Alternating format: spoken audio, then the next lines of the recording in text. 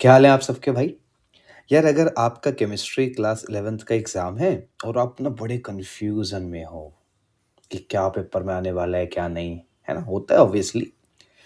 देखो चिंता मत करो, मैंने ना पिछले 5 साल के क्वेश्चन पेपर को एनालाइज़ करा और हर एक चैप्टर में ना कुछ ऐसे क्वेश्चन्स हैं जो हर बार रिपीट हो रहे हैं। तो मैं आपको वो सारे चैप्टर वाइज़ वो सारे क्वेश्चन से बता देता हूँ। आप उनको ना थोड़े अच्छे से पढ़ना, ये आपके एग्ज़ाम को क्रैक करने के लिए बड़े भाई इंपॉर्टेंट हो सकते हैं। वीडियो को स्किप मत करना भाई। ऑर्गेनिक केमिस्ट्री से मेजरली बच्चा डरता है। मैंने ऑर्गेनिक केमिस्ट्री के भी कुछ ऐसे क्वेश्चंस ऐड करे हैं जो हर साल पिछले 5 साल से लगातार आ रहे हैं। सेम क्वेश्चन, चाहे गवर्नमेंट स्कूल हो चाहे प्राइवेट स्कूल हो। ठीक है, सो चलो वीडियो को स्टार्ट करते हैं। सबसे पहला चैप्टर है some basic concept of chemistry. इसके अंदर जो रिपीटेड पार्ट है वो एम्पेरिकल और मॉलिक्यूलर फार्मूला वाला है। ठीक है, और मोलैरिटी के बीच का डिफरेंस भी किसी किसी स्कूल्स में पूछ लिया जाता है। लेकिन जो आपको 2026 के एग्जाम के लिए करना है वो क्या करना है, जो लिमिटिंग रीजेंट वाले जो न्यूमेरिकल है ना, ये N2+3H2 2NH3, भाई बड़ा इंपॉर्टेंट न्यूमेरिकल है यार। फर्स्ट टर्म में भी आया ही था, तो बड़ा इंपॉर्टेंट है। तो चैप्टर 1 में ना पढ़ना में सब कुछ है, लेकिन इन टॉपिक्स पे थोड़ा सा अच्छा फोकस बनाना है हमें। ठीक है, चैप्टर 2 के अंदर जो स्ट्रक्चर ऑफ एटम है, एक तो भाई क्वांटम नंबर, ये हर बार रिपीट होता है हर साल। ठीक, और ये क्रोमियम और कॉपर की इलेक्ट्रॉनिक कन्फिग्रेशन, क्योंकि एक्सेप्शन केसेस होते हैं, एक में 3D5 और एक में 3D10 बनता है। और 2026 के लिए क्या करना है भाई, हिजनबर्ग का अनसर्टेनिटी प्रिंसिपल का न्यूमेरिकल, भाई बड़ा इंपॉर्टेंट है।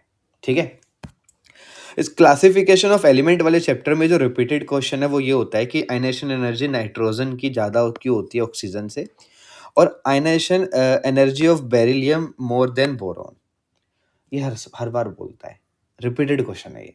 लेकिन जो 2026 में आने के जो चांसेस है वो किसके हैं, इलेक्ट्रॉन गेन एंथैल्पी का जो ट्रेंड है, क्लोरीन और फ्लोरीन वाला, भाई अच्छे से मेजरली चांसेस है कि 2026 में ऐसे क्वेश्चंस आएंगे। केमिकल बॉन्डिंग वाला जो चैप्टर है बहुत ज़्यादा हैवी वेटेज का चैप्टर है। इसमें वेस्पर थ्योरी से NH3 की शेप और H2O की शेप के बारे में रिपीटेड क्वेश्चन है, 5 साल में आया ये 4 बार। ठीक, PCl5 और SF6 की hybridization, axial bond equatorial bond वाला क्वेश्चन। और 2026 में जो आने के जो चांसेस है ना भाई, वो MOT का जो डायग्राम है O2 वाला और उसका बॉन्ड ऑर्डर और मैग्नेटिक नेचर O2 वाला का, ये मैंने अपनी वीडियो में ना मेरे चैनल पे एक वीडियो है, उसमें लास्ट में ये क्वेश्चन पूरा सॉल्व करके डाला हुआ है, एक बार देख लेना जाके। ठीक है, 11th क्लास केमिस्ट्री का है। ऐसे थर्मोडायनेमिक्स में हेस लॉ की स्टेटमेंट, और न्यूमेरिकल्स में गिब्स फ्री एनर्जी के ऊपर जो आपका डाटा न्यूमेरिकल होता है, डेल्टा जी की वैल्यू बताओ, स्पॉन्टेनियस कब होगा, नॉन स्पॉन्टेनियस कब होगा, डेल्टा एच पॉजिटिव है नेगेटिव है, रिएक्शन कैसी होगी, ये वाले टॉपिक भाई पूछता है।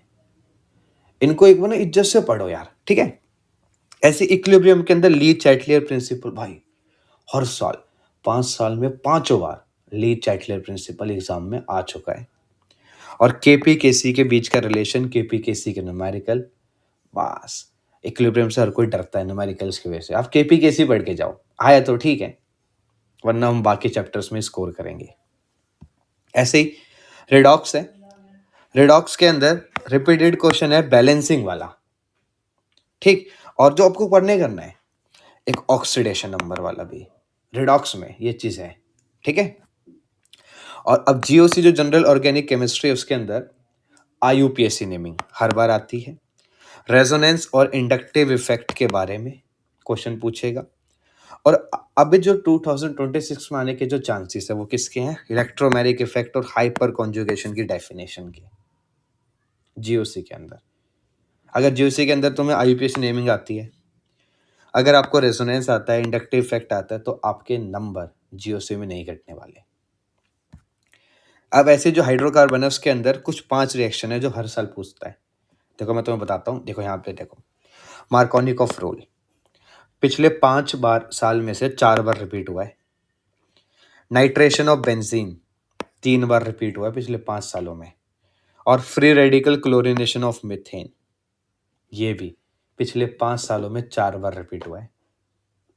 इसके साथ-साथ Wurtz reaction of Friedel craft alkylation acylation, ये दोनों की दोनों, ये तो 5 सालों में 5 बार आई है।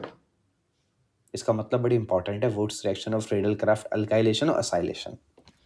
इसके साथ-साथ कार्बोकटाइंस की स्टेबिलिटी वाला क्वेश्चन, इंडक्टिव और रेजोनेंस इफेक्ट, इलेक्ट्रोमैग्नेटिक इफेक्ट, ये मेन छोटी-छोटी बातें अगर इज्जत से पढ़ लोगे ना तुम, तो ऑटोमेटिकली आपका एग्जाम 70 में से 65 प्लस का बन जाएगा।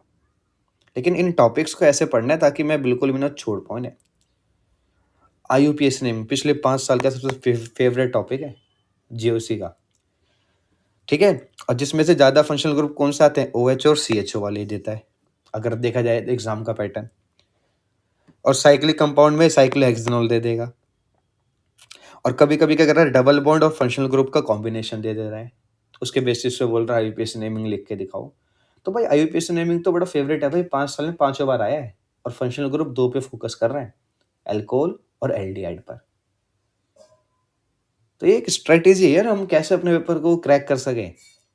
ये टॉपिक्स वो हैं जो हमें करने हैं भाई, क्योंकि हर साल पूछ रहा है हमसे कन्फर्मेशन ऑफ इथेन। भाई न्यूमैन स्टैगर्ड के ऊपर हर साल पेपर में पूछ रहा है कि न्यूमैन प्रोजेक्शन और स्कैटर्ड में दोनों में कौन ज़्यादा स्टेबल है, बता के दिखाओ। और साथ में 2026 के लिए जो मतलब सबसे भाई आजकल ये पेपर में बड़ा आने वाला लग रहा है, ये अभी बच्चों के प्राइवेट स्कूल के पेपर में उसमें पूछ रहा है कि अल्केन और अल्कीन को मैं कैसे डिस्टिंग्विश करूं। तो भाई टेस्ट का नाम है ब्रोमीन वाटर टेस्ट, ठीक है? इतना लिख के आ जाना, बोलेगा कि टेस्ट का नाम लिख के दिखाओ, लिख दो ब्रोमीन वाटर टेस्ट होता है भाई, जो अल्केन और अल्कीन को क्या करता है, डिस्टिंग्विश करता है। साथ में ये IUPAC टेबल की प्रायोरिटी आप याद कर लेना। कभी कभी तो जैसे अब आप 12th क्लास में जाओगे तो यार वहाँ पे भी आपको ये काम आने वाली है कि प्रायोरिटी में सबसे पहले हम किसको प्रायोरिटी देते हैं। और भाई बहुत बच्चों के माइंड में कंफ्यूजन होता है, डबल बॉन्ड को पहले प्रायोरिटी देते हैं, ट्रिपल बॉन्ड को। तो याद रखना, डबल बॉन्ड को पहले प्रायोरिटी मिलती है, ट्रिपल बॉन्ड को बाद में प्रायोरिटी मिलती है, ठीक है? सो ये था आपका वो केमिस्ट्री का वो सारी स्ट्रेटेजी। भाई इन टॉपिक्स को ना एकदम इज्जत से करना। अगर ये टॉपिक्स आपने कर लेना तो आप ऑटोमेटिकली बेसिक चीज़ें सारी सीख चुके हो, और जब आपका एग्जाम आएगा ना तो आप ये सब चीज़ें करके आ चुके होगे, खुद में कॉन्फिडेंस आएगा, ठीक? बेस्ट ऑफ लक एग्ज़ाम के लिए। और मैं ऐसी फिजिक्स के लिए भी वीडियो अपलोड करूँगा जहाँ जो कि CBSE के जो फेवरेट टॉपिक्स है, ताकि हमें उसमें भी कन्फ्यूजन क्रिएट बिल्कुल ना हो यार, ठीक है? सो मिलते हैं अपने नेक्स्ट वीडियो में, जब तक के लिए गुड बाय। यार इस वीडियो को अपने ग्रुप्स में शेयर कर देना ताकि और बच्चे भी देख सकें, ठीक है? चलो बाय बाय।